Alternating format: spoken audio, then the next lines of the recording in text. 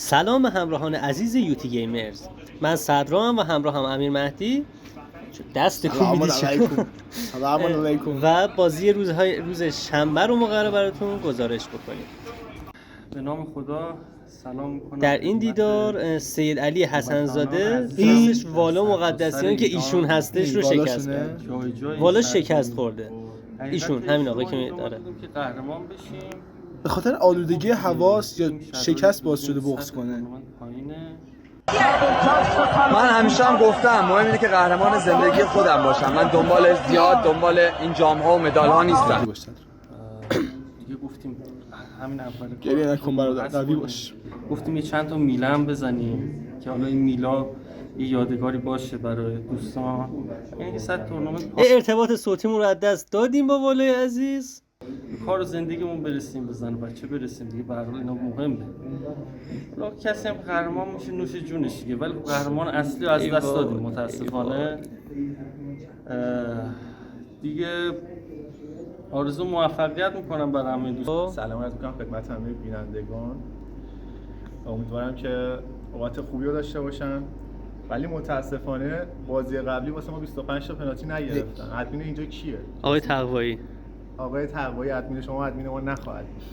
ولی با همه این تفاصیل ما تاکتیکای آقای قلعه‌نویی آنالیز کردیم، امروز قرار اجرا کنیم و حریف در مقابل تاکتیکای آقای قلعه‌نویی قطعا حرفی واسه گفتن نخواهد داشت.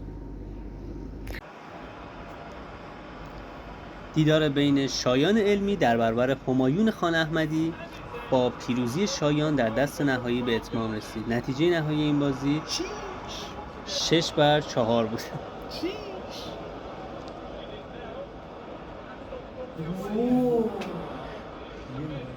آقا بازی دوم حریفمون نیومد. کامیار حیدرفرد پیروز میدان در برابر سهیل خدابخش. چون احساس می‌کنم شاید مشکلی براش پیش اومده، ولی نکته‌ای که داشت این بازی کامیار تا الان بازی کرده؟ یه بار یه بازی کرده بود. همین خیلی عذاب وجدان ندارم و فکر کنم دلیل نیومدنش هم همون بازی بود که اون روز کردیم. ان شاءالله که بریم جلو ببینیم که بازی سوم با کی میفته. آقا سلام، ما یه ساعت اینجا منتظریم. الان حریف بازی ایشون قرار بود 1:45 شروع بشه. فوتبال ساده است، نمیدونم چرا نمیاد. شما ساعتون نشون و حریفی که 5 ثانیه دیر اومده. الان دیر کرد. بازی ساده است بچه‌ها، کاری نداریم به خدا. از محمد امین سلیمی بچه‌ها نترسید. کورنری که از این زاویه برای بارسایی آشناست.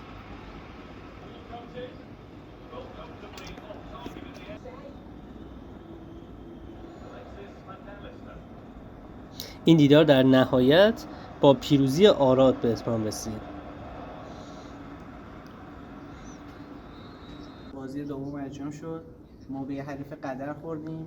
بچه ما آقا سرما خورد و امون مراعات کردن و بهشون باختن دیگه. واقعا خوب بازی کردن. ان شاءالله تا قهرمانی بریم.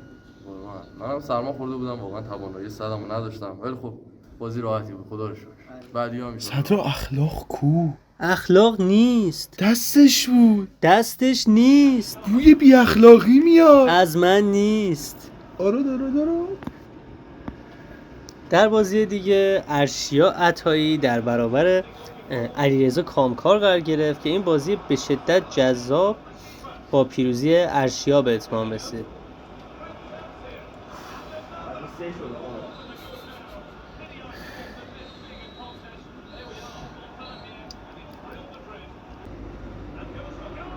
نکنید دروازه‌بان، دفاع، هافک، وینگر و به سرعت توپو میبره جلو.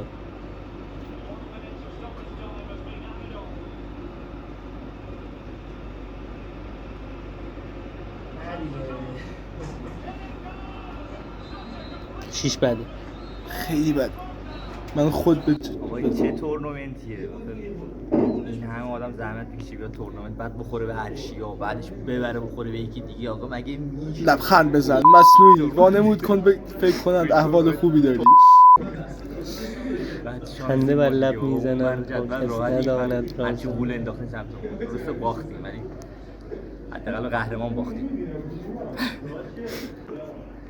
تاکتیک شما چیه؟ تاکتیک ما خیلی ساده است. دروازه‌بان میره دفاع، میره هافبک، میره مهاجم، میزنه تو گل. همین ساده. ارشیا این رو خوب میدونه. توی یکی دیگه از بازی ها محمد علی شکاری در دیداری جذاب در برابر محمد شهاب شرافت قرار گرفتش. در نتیجه محمد علی شکاری تونستش پیروز میدان باشه.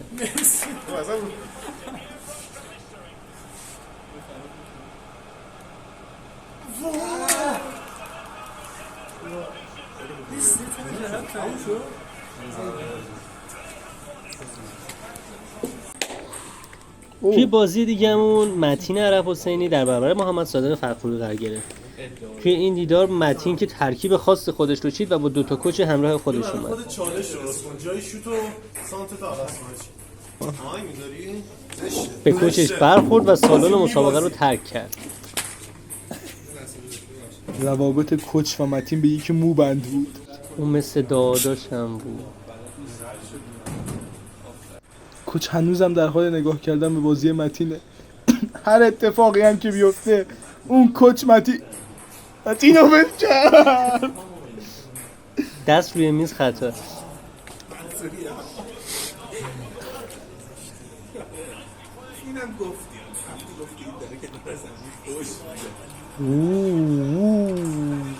با نبود کوچ متین این بازی یه چیز عجیبی بعد بازی خب شما خیلی تو ویدیو یوتیوب ترند شده بودید. تجربه شهرت چجوریه آقا متین؟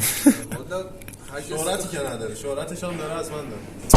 هر کسی به این دستم فکر کن نمیذاره مرد صحبت کنه. چقدر بات بود بدون من بردش. چقدر بات بوده. آره من وسط بازی گفتم مهدی برو پینگ پونگ.